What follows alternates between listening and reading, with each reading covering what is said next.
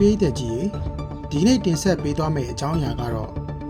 ထွန်းရဲ့ဝင်ကြီးများအဖွဲ့ကိုနှုတ်ဆက်ပြီး Tesla အတွက်အလုပ်ပို့လုပ်တော့မယ်လို့ Element ထုတ်ပြောလာတဲ့သတင်းပါ။ American ဆိုရအကျိုးထိရောက်မှုဌာန DOJ အကြီးအကဲ Element က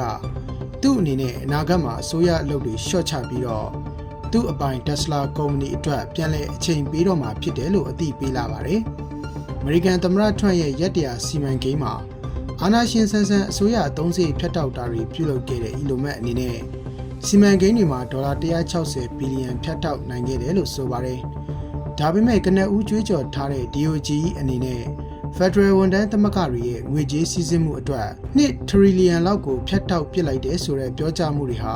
မအောင်မြင်နိုင်ပဲဖြစ်ခဲ့ရပါတယ်။ Trump အစိုးရဝန်ကြီးတွေရဲ့နှုတ်ဆက်ပွဲမှာ Element က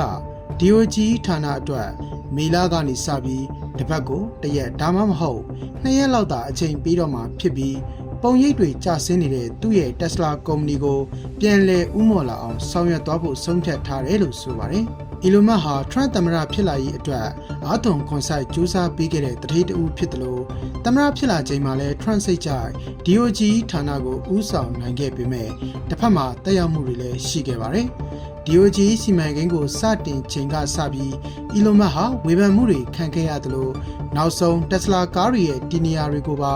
ပြစ်မှတ်ထားပြီးမီးရှို့ဖျက်ဆီးတာတွေဆန္ဒပြခံရတာတွေနဲ့ရင်ဆိုင်ခဲ့ရပါတယ်။ဒါ့အပြင် Trump ရဲ့ရက်တရားစီမံကိန်းအတွင်း Element အနေနဲ့ဒေါ်လာ113ဘီလီယံဆုံးရှုံးသွားခဲ့ပြီး Element ရဲ့ကြွယ်ဝမှုဟာ25%ကျဆင်းသွားတယ်လို့ Bloomberg ကရေးသားထားပါတယ်။